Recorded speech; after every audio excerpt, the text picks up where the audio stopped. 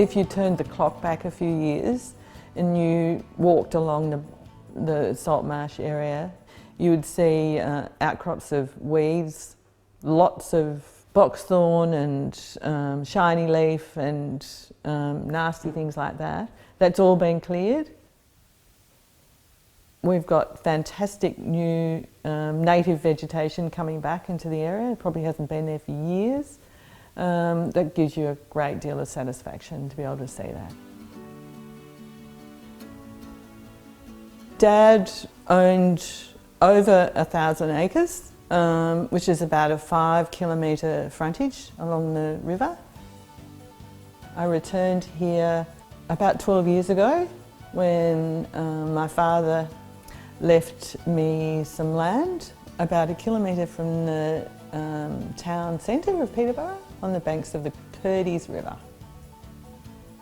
The CMA got in touch with us because we fitted the criteria really well for the environment for the orange-bellied parrot, which is an endangered species. The parrot has lost their habitat through, I guess, how we've farmed the land previously. A lot of the area has been cleared, taking away their natural habitat. So we've got to now put that back the way it was. This is a family involvement, so the 3 of us, my brother and sister, are all involved, and we all have own land separately and together along the river, and that provides continuity for the project. We've got fantastic involvement from the community and family, and we have had some fantastic days where we all get together and have a barbecue and plant as many trees and seedlings as we possibly can.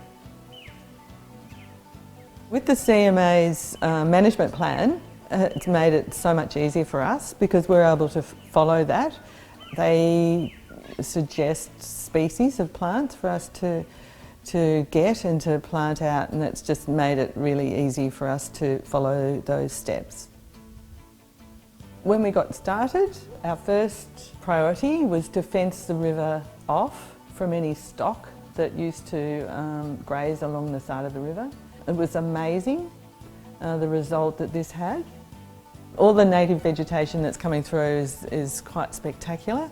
And that's just through the fencing and making sure that the stock aren't feeding on there anymore. And we went around and we collected seeds that are indigenous to this area and spent many days and months propagating and raising seedlings to plant out. And we've been doing this ongoing now for several years. The CMA have been fantastic in supporting us. When we have failures and floods and droughts, they are always positive and say just keep going and we're doing the right thing.